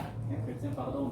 Mi kila ananifanya mimi. C'est qu'il a fait. Atustapatana naka tena naye. Mie. Garambele buzuri kwa ngoto bosi. Yeye anatamana yeye kwa jembele garambele. Garambele kwa maforme. Garambele kuna mafoseta hapa. Garambele kwa kizuri. Je suis très belle. Nanga basi kwa kizuri. Qui t'a dit que tu es belle? Wa mzuri ni ule unafanya matendo mzuri. Celui qui est belle, c'est celui qui pose de bonnes actions. Amen. Yule fresh na murali yangu. C'est frère là n'est pas. Kama mimi kuna makutano. Moi je sais vile. Je ne peux pas suivre moi. Tamkanyanga teteka semi njo fulani. Je vais l'humilier, il verra que c'est moi qui suis elle. Frère, unatafuta kujilokotia makala ya moto na reka mkefu. Frère, tu es en train de verser des charbons dans ta tête. Kama mtu anakukosea, Si quelqu'un t'a offensé, umhurumie, tabakia entre yeye na Mungu wako. pardonnez-les. Le problème reste entre Dieu et lui.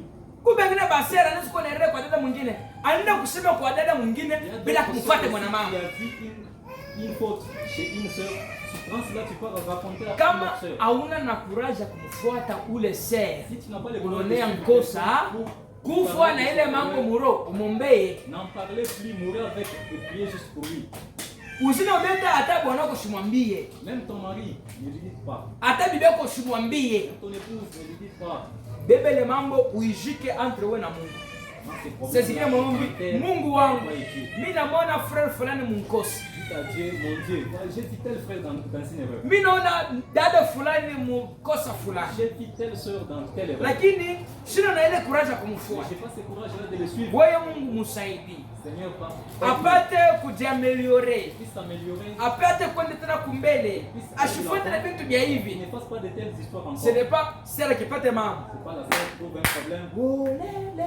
Et vous savez, Olele. vous savez, Sina ntonona macho tola sa momenta kumeza muntu. Kumbela mama. Amen. Amen. Utasikia? Dada, no. Vous allez entendre. Mimi kwa basi sema ufriend kasi sife wewe. Je t'avais dit que c'est ça, c'est chiffré. Na mbona sio dada sikia serious. Mimi kwa miaka wewe. Ha, kama unayo mama. Vous connaissez le problème? Madukani. Sasa umendero na kwa yulu sasa mama wewe Ça hapa. devient un peu agité. Ah, Pensez peut-être on que est c'est un maman. problème important. Vous savez le problème? Kumi wewe eh. Mimi sinaona yua. Moi, je savais que tu connaissais Sina déjà. kwa agité. Ni mambo gani? C'est quel problème? Ule sasa Cette sœur-là. alifanya hivi. Alifanya hivi. Kumbe ina basera Il y a d'autres sœurs. kama sikia kwa mambo kababa anapenda ayoti na muzizi ya mama. Si elle écoutait même quelque chose de mauvais, elle peut Utajisuie. connaître ça même en profondeur. Tu vas t'essuyer, ma sœur. Mkristo kona sikia mambo. Un Obe chrétien, si kuko sera mwana kana mambo asa kwambie. il peut y avoir une sœur qui vient avec un problème pour te dire, Dada chunga mbele. ma sœur, attendez d'abord. Ushafata mwana mama. Est-ce que tu as déjà suivi les propriétaires de ces problèmes? Oh hapana. Non, non. Chunga nimuite. Attendez que je l'appelle d'abord. Alo Dameti. Allô, Dameti? Kuya tuko hapa na Sertina na Sera Grace tunakutafuta. Venez, nous sommes ici avec sœur Tina et cette grâce nous te cherchons. Ser, weka mambo chini. Oui, ma sœur, une fois que la sœur Letty arrive, alors Siku ma sœur, ingine parlez Sera des hasta problèmes. na mambo. Prochainement, elle ne viendra pas avec les mêmes problèmes. Anasema huyu ni dada wa fo. Il va non, cette sœur ici, Obe anakwambia mambo sasa ça va plus c'est mambo ya sœur Marie plutôt. Je te dis, tu lui dis, oh, comme tu me parles de la sœur Marie, ça va? Ça va? Sœur Marie hein? Sœur Marie. Kwa tende ko mbele. Venez un peu, tu m'accompagnes. Dada fulani. Sœur Marie unaambiwa la oh, mimi sema bini. Ma sœur, la sœur Marie. Parlez un peu des problèmes que tu m'as. Hakuna sawa.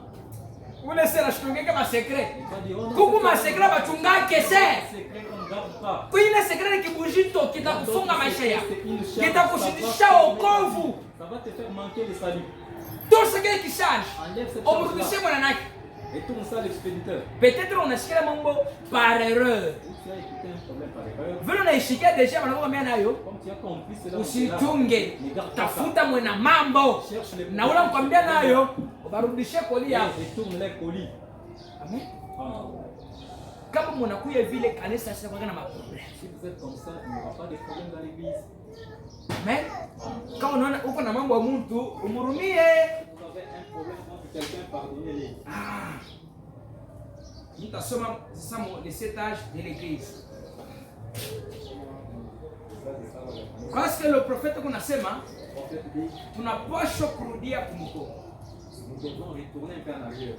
Na kuangalia maisha ile tuko naishi. Et faire l'inventaire de la vie dont kama atufike mkufanya vile tuanzaka kufanya vitu. Si nous n'arrivons pas à faire des choses de la bonne manière comme on les faisait auparavant. Ni kusema kuku kile akiendeke. C'est-à-dire il y a quelque chose qui tunapaswa kuja huku kumimbani. Nous devons venir ici à la chair. Na kutubu. Repentir. Kutengeneza maisha yetu na Mungu. Arranger notre vie avec Dieu. Pour que Mungu afanye kitu fulani. Que Dieu fasse quelque chose. Na kama tufanye kile kitu kama vile, si nous ne faisons pas ainsi, Mungu na yeye atafanya kitu kimoja. Dieu à son tour ne fera rien. Le 7 âges de l'église prêchait le 12 avril et le 12 mai 54. Nous on avait pas paragraphe 262. Puis je vais sauter pour prendre 264. Écoutez ce que le prophète dit. Retournez en arrière. Souvenez-vous du temps où vous viviez cette expérience. Vous nous parliez de personnes. Si quelque chose allait mal dans l'église, vous n'alliez pas vous asseoir sur les perrons sur l'escalier de votre voisin là-bas pour parler de l'église, pour parler de tout le monde. Sortir là et sortir dans l'église et aller vous joindre dans une autre église. Non, vous restiez là patiemment,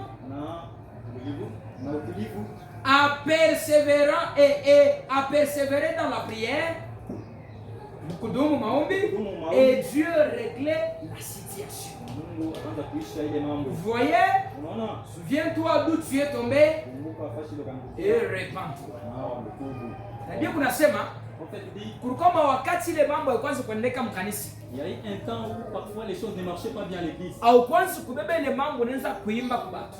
Tu ne connais pas ces histoires là et vous commencez à les parloter par-ci. Obi unabeba ile mambo unasema dada fulani alifanya mambo fulani mkanisa yetu. Où tu prends tel problème, tu vas pas raconter ailleurs que tel frère fulani alifanya. Tel frère avait fait telle histoire. Mais le prophète dit, Obi kama ukifika mkuchunga mambo vile na fadhali. Si tu n'arrives pas à garder les problèmes. Il est temps pour rentrer en arrière pour vérifier onjo. Tu dois le faire marche arrière pour vérifier ton expérience. Et kuona pale unaangukia na kutubu kumbele ya Mungu. Faites demi-tour et allez revivre votre expérience. Faites les choses que vous fassiez auparavant. Autrement dit, avancez-vous devant l'autel et mettez ça en règle avec Dieu. C'est ça. Kama unaanzaka komba zamani sana. Ma sœur, si tu priais beaucoup auparavant, ndugu unaanzaka komba zamani sana. Tu priais tellement auparavant. Mais leo tena umbake sana. Aujourd'hui, tu ne le fais pas comme. Unesha kupotesha onjo yako. Tu as perdu ton expérience. Rentrez, retournez encore. Faites marche arrière. Repentez-vous. Repentez-vous. Kama unaanzaka kuya kumisa sana. Si tu venais tellement à l'église, na aukweke tena kumisa sana. Que tu ne viens pas encore. Vous devez rentrer en arrière et vous repentir. revenir. marche arrière et vous Kama repartez. haufike tena hatua ya kusutenir na kanisa vile unaweza kuisutenir. Vous ne parvenez pas à soutenir ton église. Rentrez encore derrière, repentez-vous. Faites marche arrière et repentez. Kama mapendo ya Mungu haina tena ndani mwako ndani. L'amour de Dieu n'est pas encore au-dedans de toi, ma soeur. Kama mapendo ya sauti ya Mungu haina tena ndani mwako ndugu, rudia kunyuma, tubu. Répands-toi. Amen. Parce que kurumia kulomba huruma Demander pardon, inakuya ni uwezo ile nafungulaka mtu. c'est une puissance qui libère quelqu'un. Amen. Nikusema kama unafanya mambo fulani, Si vous avez fait tel, unasikia kuna kwa kitu kile kiendeke ndani ya roho yako, vous sentez qu'il y a une condamnation dedans de toi. unapaswa kufanya kitu fulani ndio ile mambo Vous hii. devez faire quelque chose pour cette chose-là. Ulipose question, Pose-toi la question, unaanza kuomba 1 heure du temps. tu priais 1 heure de temps. Leo aombe tena 1 heure nini? Aujourd'hui, tu ne pries pas encore 1 heure. Unaisha kutenda dhambi. Tu as péché. Kama utende dhambi unakabilia raison ile nafanya kusema no aombe vile unaanza kuomba. Si tu n'as pas péché, donne-moi la raison qui fait que pourquoi tu ne pries pas comme tu priais auparavant. Kama unasema pastor, mimi some njoo mambo. Je ne prie pas parce que je veux Nezi kukuchotea bantu bade. Je peux te citer des Beko na personnes mambo nguvu lakini bado bada 3 heures du temps. qui ont plusieurs problèmes mais qui prient même plus 3 heures du temps. Alors kama aombe sana. Alors si tu ne pries pas beaucoup, Vile unaanza kuomba ni comme tu les faisais kila auparavant, kiendeke. il y a quelque chose qui marche pas. Biblia inasema rudia Il dit rentre na tubu et répands-toi. na Biblia inasema Le prophète dit mo la divinité de Jésus-Christ. Mungu wa Mungu wa Yesu Kristo. Paragraphe 86. Paragraphe 86. Iko prêché le 25 décembre 1949. Il est arrêté. Ya kusema bantu bana eglise na remplacer maombi kwa vitu vingine. C'est-à-dire l'église a remplacé la prière avec autre chose. Bali kanisa iombe inabeba mamichuzo fulani inaweka À la mafasha place que maombi. l'église prie, elle prend certaines histoires et elle remplace à la Na place de la prière. mukumbukini pale mnazaka kumbaka sana. Mtu wenu wa ndani alikuya je aranzaka kupumzika. Uliwazo unatonga magoti unasikia presence ya Mungu. Ile presence jua nini tile wawishikiake tena. Posez-vous la question. Posez-vous la question. Makuta haina kile ta résoudre. L'argent ne résout rien. Lakini Mungu ndio anaweza kufanya vyote tuko navyo besoin. C'est Dieu qui peut faire tout ce dont nous avons besoin. Kulikuwa wakati Il y avait un certain temps. ulikuwa ukigonga magoti unasema Yesu wangu, hata kama una vision unasikia presence ya mtu pembeni yako, na ile presence ni ya Mungu unasikia. Mais C'est la leo présence de Dieu. pourquoi tena auishikie? Pourquoi aujourd'hui vous ne sentez pas encore la même Kuko chose? kila kiendeke. C'est-à-dire il y a quelque chose. Kulikuwa wakati dada, Il y a eu un temps. kulikuwa wakati ndugu, kama wende kumisa unisikia Si tu mzuri. ne pars pas à l'église, tu Mais peux leo pas unaweza bien. kufanya hata ini semana wende kumisa Aujourd'hui, tu peux faire même une Il n'y a semaine rien qui sans vous aller à condamne. l'église. Rien ne te condamne. kinne kiendeke ndugu. Qu'est-ce qui ne marche pas? Kuko mambo fulani unapaswa kutengeneza na Il y Mungu. a un problème. Kulikuwa wakati ingine ndugu, Un temps, mon frère. kama uone ndugu yako mwingine, Tu ne vois pas ton kama frère. uone dada yako mwingine, utajipoze makesho Tu mingi. peux poser des questions. Jua nini leo? Pourquoi pas aujourd'hui? Ukisema kukila kiendeke. C'est-à-dire il y a quelque chose qui ne marche pas. C'est kivedo tunapaswa kutonga mambo. C'est-à-dire nous devons nous agenouiller, Kutengeneza na Mungu wetu. arranger notre vie. Kama avec Dieu. wakati ile wakati kazi ya Mungu kwanza kwenda kumbele. Il y a eu un temps où Utabakia tu unafikiri. restais en train de penser. Unasema Mungu wangu tunaweza kufanya nini? Tu disais mon Dieu, Kama wakati niliweza kuona bantu banaanza kuinvite bantu Il y a bengi. eu un temps où je voyais les Leo gens pourquoi inviter ile mvuma kuinvite bantu haina les hapo? autres. Aujourd'hui, pourquoi cette même habitude n'est pas Tunapaswa là? kutubu. Nous devons nous repentir. Kuko bitu bila biendeke. Il y a des histoires qui ne marchent Na pas. tunataka kuingia mwaka mpya. Nous devons entrer dans une nouvelle année. Basi mwambie Mungu kusema Yesu, unisaidie. Ya kusema bila nilishinda kuishi. Moi, ce que j'ai manqué Mwili mwaka hii tuko nayo. dans l'année passée, Nipate kurenouveler ve yangu na wewe Mungu mwili mwaka je ya renouvelle sasa. mon vœu avec toi l'année prochaine. Parce que Mungu wetu yuko karibu na kufanya mambo fulani. Parce que notre Dieu, Lakini si yetu tuko nashindisha Mungu wetu kutenda. c'est nous qui l'empêchons de faire quelque chose. Na Biblia Frère Bayama inasema Le prophète dit, kama autubu si tu ne te répands pas, tatosha kinara kiako pafashi yake. je vais enlever ton chandelier à sa place. Ni kusema C'est-à-dire, baraka yako ile kuyako mitaitosha. bénédiction, je vais Kila enlever ulipasha ta- kuishi dada au sitakiishi tena mpaka wakati ile utatoka. jusqu'à ce que tu vas te repentir. Écoutez ce que le prophète dit toujours dans le même sermon. Yeye kile nabii anasema, Faites demi-tour et allez revivre votre première expérience. Faites les choses que vous fassiez au commencement. Autrement dit, avancez-vous devant l'autel et mettez-vous en règle avec Dieu. C'est ça. Pratique tes premières œuvres. Sinon, je viendrai à toi et j'ôterai ton chandelier de sa place. À moins que tu te répandes. Kama utubu huko mambo mabaya itakufikia.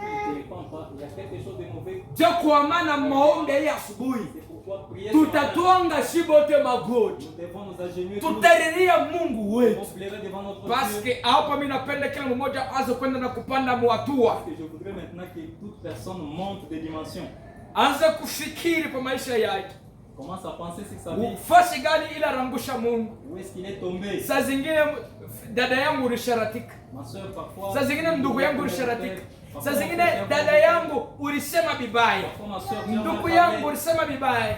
Saa zingine chuki inashuka kuyala murodani. Chuki na kuyala muronduku. Haista kuletea kitu. Kama unakuta kitu fulani kiendeke na sauti ya Mungu, ni wakati ndio occasion ya kutonga magoti. Tangu miko ifuashi mimi nasha kupataka ni ndugu dada moja bure. Ule sasa unifuataka sasa pastor, mimi nahitaji Roho Mtakatifu. Mais ama pengine pastor maisha endeke kumbele. Mama lari napita pastor. Mais unaangalia na dada kuna chuki mingi. Asina ta besoin na aokolewe. Tu n'as même pas besoin d'être sauvé. Na Mungu atakuangekia kunini? Comment Dieu peut se tourmenter pour toi? Tulisoma jeudi wakati ya veye. Nous avons lu les jeudis. Ile le prophète anasema wakati unakuja na moyo wazi. Quand vous venez avec un cœur sincère. Na wakati unafanya maeffort. Tu fournis certains efforts. Jo wakati Mungu na pia atafanya maeffort. À ce moment-là tu kama ujikaze, Mungu pia atadikaza. Si tu ne t'efforces pas, Dieu aussi ne fera rien. Kama ufanye kitu fulani, si tu ne fais pas quelque chose, Mungu asitafanya. Dieu ne fera rien. Tunga nisombe ile andiko hili. Attendez que je lise un peu cette écriture. Muishikie. C'est dans la, je crois, c'est dans l'ange de l'alliance. Agano. L'ange de l'alliance se prêchait le 1er mars 1954. Le prophète dit, et parfois, paragraphe 22, et parfois, ce sont des membres de votre propre famille qui vous décourageront le premier. Quand vous proclamez la promesse de Dieu pour vous-même. Mais alors, si tout homme qui est profondément sincère, comme vous n'importe qui parmi vous ce matin, venez ici pour cette réunion-ci avec une profonde sincérité. Dieu est tenu vis-à-vis de lui. Est tenu vis-à-vis de lui. Si vous avez fourni des efforts, comme si vous avez fourni des efforts, Dieu est tenu de fournir son effort. Effort, si vous faites peu des efforts, et Dieu est tenu de faire aussi peu des efforts. Comme on a dit kabisa, na Mungu na atajikaza kabisa. Nikusema kama uko naomba kidogo, Mungu na atakufanyisha vitu kidogo.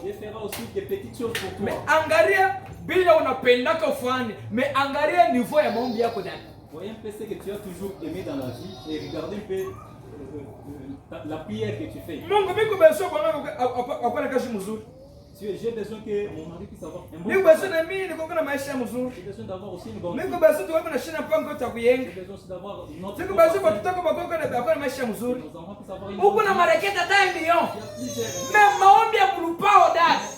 tukisema tombe 30 minutes hapa, bengine basa supporter magoti. Mais bantu batasema tuko na mamambo. Mais les gens disent toujours nous avons des problèmes. Kuishi sauti ya Mungu bantu baishi. Vivez la parole de Dieu, les gens ne veulent pas. Utagusa maneno badada ba changer. Vous allez toucher la vie des sœurs pour que les sœurs changent et ne changent pas. Manuel ya badada bantu ba changer. Les cheveux des sœurs, les sœurs ne changent Muvori ya badada bantu ba changer. Maota alo bantu ba changer. Mameshi bantu ba changer. Elles ne veulent pas changer. Mais utasikia Mungu miku besoin na baraka. Vous allez entendre Baraka ya Mungu haina facilité quand même. La bénédiction de Dieu n'est pas facile. Mungu anaweza kubariki bapagani. Dieu peut bénir les païens. Mais hapana Bakristo. Kama unapenda ubarikiwe wa Mkristo, ambatana na sauti ya Mungu. Soyez derrière la parole de Dieu. Hapana huko na kipande cha shetani. Pas seulement vous avez une partie du diable. Il attribue le diable de Satan en vous et puis huko personne Mungu afanye kitu fulani bongo. Vous avez besoin que Dieu fasse quelque chose. Non. Unaweza kuwa utendaki busharati. Tu ne commets pas d'adultère. Huko mutifu kwa bwana yako. Vous respectez votre Mais mari. à cause ya mamesho kwa kichwa chako inalia maisha yako. À cause des mèches sur ta tête, ça lie ta vie. Amen. Parce que banzie banakungula nywele yote ya mkichwa yabo, banenda banasacrifier kwa idole. Ils ont enlevé tous les cheveux de leur tête, ils ont sacrifié cela aux idoles. À cause ya manzambi yabo, alors banesha fanya ma sacrifice. Ils ont fait ces sacrifices. Jo ma provenance ya ma mèche mnavala. C'est la provenance de ces mèches que vous mettez sur votre tête. Mais bon, c'est les fils Branham. Qui a dit qu'il y a les fils Branham? Les fils Branham n'existent pas. Il n'existe pas de fils Branham. Les fils Branham, c'est écrit dans quelle brochure? C'est écrit brochure Kani, fils Branham. Oh, il n'y a pas de tabernacle. Il n'y a pas de tabernacle avec la gueule. Il n'existe pas les cheveux des gens du tabernacle. Ba tabernacle, au moins ba tabernacle, mais il y a un message. Il y a un message avec la gueule. Au moins c'est du tabernacle. Mais la façon de presser pour les gens du mon message est basukishake. Dans les messages, on ne presse pas. Banacheka nywele banaikokota kumukongo banairudisha. On tire juste les cheveux derrière. Comme il baseri bana sukana se mabikudi, inde mu tabernacle. Oh, au moins tabernacle ayachana na mazebu. C'est celle de tabernacle. Au moins tabernacle, mais tabernacle ça ce n'est pas différent des dénominations. OK, mais lakini tofauti ni sauti ya Mungu. Inakuwa ujumbe tu unasutenia. La parole de Dieu, c'est le message que nous soutenons. Nous dessinons tout le monde. Elle est mbasa koko. Tu me connais pas le bagaille. Ça au Congo comme à chaque. Elle risque même de tomber, mais elle ne veut pas laisser. Amen. Applaudissez de notre côté. Applaudissez. Nous avons besoin que Dieu fasse quelque chose. Nous voulons que Dieu fasse quelque chose. Mais qui est celui-là que Dieu peut bénir? Dieu compte sur nous en toutes choses. Gari, on a fait un sacrifice à mingi. Imaginez-vous, vous êtes tellement sacrifié. On va peut-être musharati. Ou bien on va maisha mwa nguvu nguvu. Il y avait une certaine vie. Mungu anakutosha muduni. Anakuleta mujumbe. Pani Mungu kuleta mujumbe. Mungu kuna balula yulu yako. Eku besoin uishi bile bengine baishi. C'est ça. Ne vivent pas. Faites un peu la différence. Amen. Tutaenda kule mbingu mbele ya Bwana. Dieu. Uko na sekeka. Dieu dit Elle a se matenda na ye. Elle aussi dit qu'elle ira. Na mashi mangope ka vile. Na mamesho kukichwa. Cette vie de calomnier les autres. Amen. Sera na fola. Elle marche comme ça. Combien mon kajipe kashaka mukole. Anza kutembea utona saa. Elle commence à marcher comme si. Amen. Vous savez. Alors bon. Nous voilà. Kugine ma modèle à basel. Il y a certains modèles de sœurs. Qui zambala. Kiko zambala la hivi. Kirefu kisabu de parpia huku.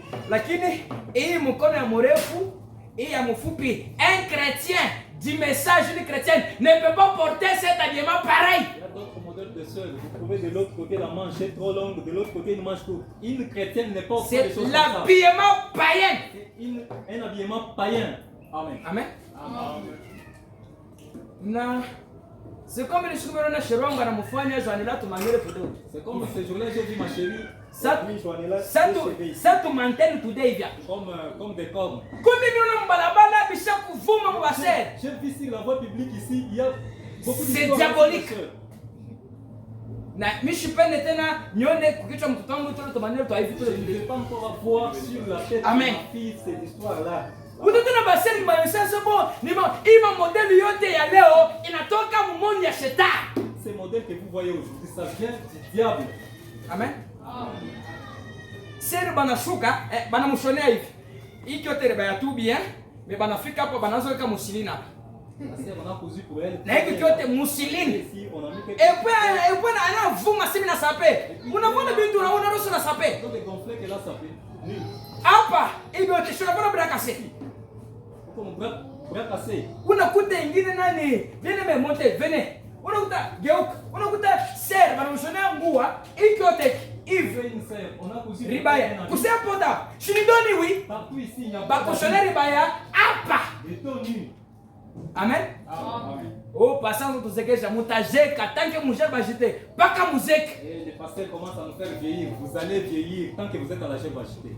Mais c'est la production profonde. Donc vous êtes joli devant le Seigneur. Vous n'allez pas vieillir. Au contraire, vous serez de belles femmes au devant de Dieu. Tu as un petit peu passer au moyen. Si ma frère vient pas te jevanner, c'est cherche pas un tout bel pour le je m'en tout pas. Ma frère si va te jevanner. Que la sœur se tienne seulement là-bas. Ok, une sœur avant faire le ngoa, beba yo, ouais, avant le ngoa. Ou yangalisha, ou yangalibele. Il faut mettre ça, regarder, c'est transparent ou pas.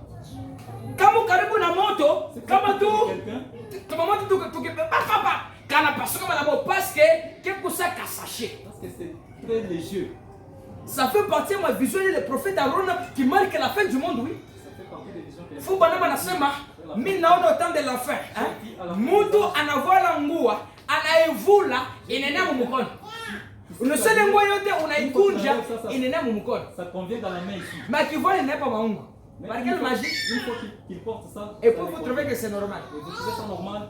Basera ba mingi motenda kusamba kumbele Mungu asema unatenda busharati. Il y a d'autres qui vont répondre devant Dieu pour avoir. Jésus a dit quiconque regarde une femme pour la convoiter anesha kutenda busharati naye muroya. Celui qui regarde une femme et la convoite a déjà commis adultère dans son cœur avec elle.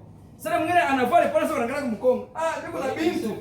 Sasa niko na esprit busharati na kwamba sasa ya vie. Mon esprit ya busharati na kwamba Mungu aliumba mimi na maforme.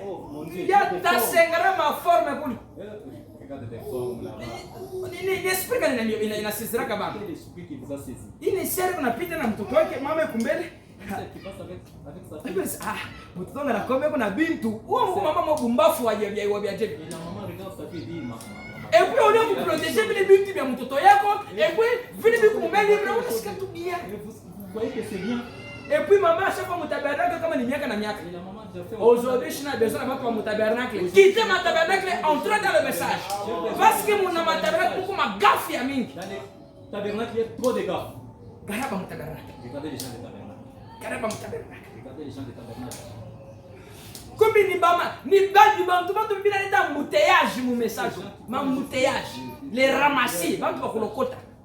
Les ramasser quoi. Amen.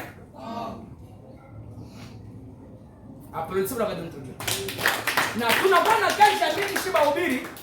Unanguka pa mtu na bado mfundisha peut-être 10 ans enseignement vya kutoboka. Jo ubiri sasa enseignement to kunoroka hivi. Peku kaji. Maintenant pour que le prédicateur puisse les redresser, c'est un grand travail. Utashiki sema non.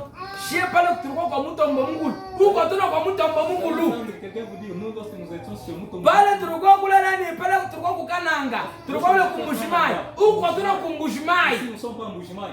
Pale tulikuwa kumatembele tabernacle. Huko mwanangu matembele tabernacle.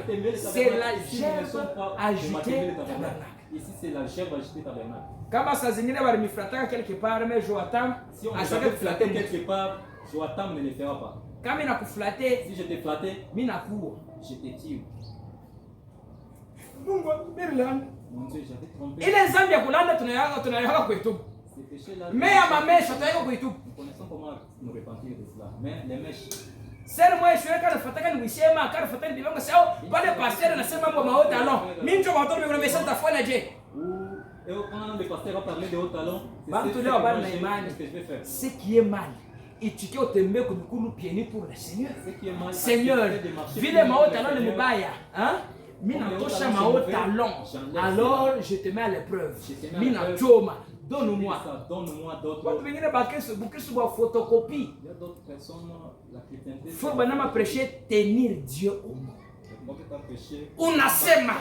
Pierre a dit, sur ta parole, Seigneur, je jeterai mon filet. Pierre avait dit, sur ta parole, Seigneur, Atavile ariloba bushiku bujuma bila kufuata takasa. Même s'il avait péché toute l'année sans attraper même un poisson. Ukianza kuhubiri utabarikiwa. Si tu commences à prêcher, tu seras béni. Alléluia. Lu pasana no biri bia. Tuko ndani za bantu wanaanza kuangalia hivi tuna saba kwa familia yake. Mais si on touche à certaines choses, les gens commencent. Dites amen mes sœurs. Je vous aime beaucoup. Je vous aime. Basel kanabala bananipenda. Ce sont les sœurs qui m'aiment. Amen. Certina, aunipenda. Ka. Pastor. Oh, natupanga bila mama Martha pesa tu sasa tunakupenda. Au mako natubiri bya mutamu la tutakupenda. Moi si nous prêcher les choses ici. Même si ni bibiri bya bila nyuma d'ailleurs évangile mzuri ni ile iko na nyumisha roho. Évangile c'est celle qui unalio si Mungu wangu peut-être bya dunia binakuchua unabichukia bya dunia c'est ça le bon évangile. Ça il fait les choses du monde, c'est ça une bonne évangile. Dernière écriture pour que nous puissions prier le Seigneur. Les lieux d'adoration que Dieu a donné. Paragraphe 243 à 249. Alors je prends directement le paragraphe 246. Ce qui est fait que maintenant cette même puissance vivifiante vivifie leur foi.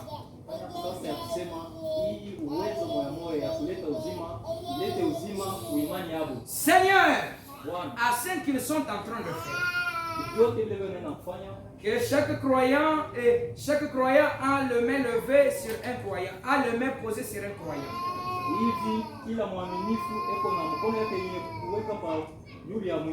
Un corps sur un corps. Une puissance sur une puissance. Et c'est la puissance de Dieu. Par un fils ou une fille de Dieu.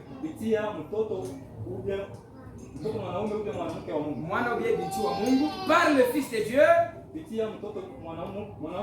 Ou, oh Dieu, que Satan lâche ces gens.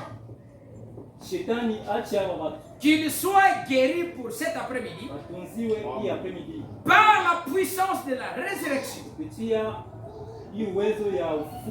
La puissance vivifiante de la présence identifiée.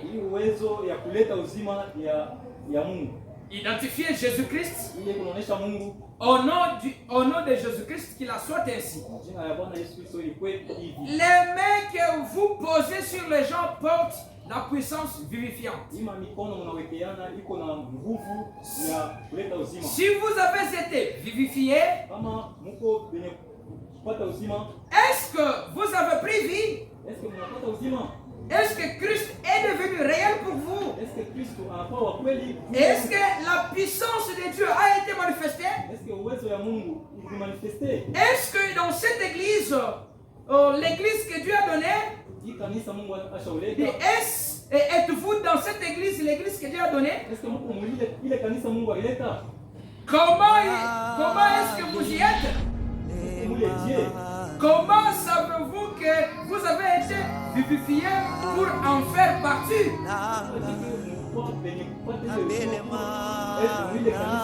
C'est que toutes vos pensées, tout votre être est dans Christ maintenant. Et Christ est au milieu des gens.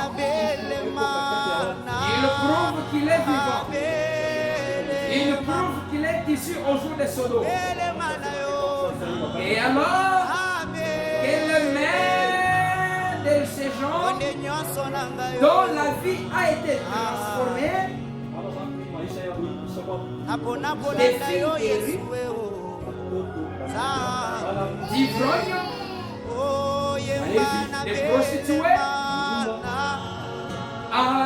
qui font les trottoirs en des véritables mains de Dieu.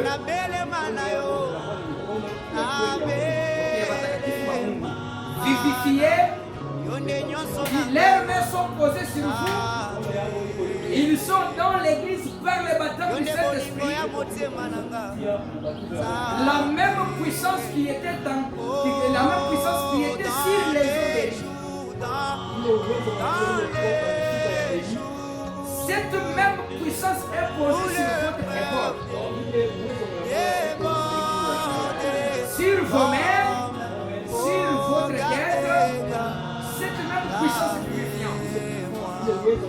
Alors qu'il est présent ici, en train de prouver qu'il est vivant, revenu d'entre les morts, qu'il montre qu'il est vivant, en faisant ici les mêmes choses qu'il faisait, et qu'il prouve que c'est la vérité. Amen. Pouvez-vous croire en lui maintenant? Pouvez-vous croire que ces mains qui sont posées sur vous sont des mains du vide? Pouvez-vous croire que cet esprit qui nous vivifie maintenant, qui nous fait faire des choses qui sont folles au du monde, croyez-vous que c'est la puissance vivifiante? Croyez-vous que vous êtes dans son église? Dans ce cas, et si vous croyez que ces mains posées sur vous sont des mains saintes, commandées par Dieu, les alors je vous ordonne, au nom de Jésus-Christ, que vous levez, d'accepter votre guérison. Tous ceux qui étaient malades, ô chrétiens, avez-vous conscience de ce qui vient de se passer? Dans les déserts, on va se lever. Parce que avez-vous pris conscience de ce qui vient de se passer?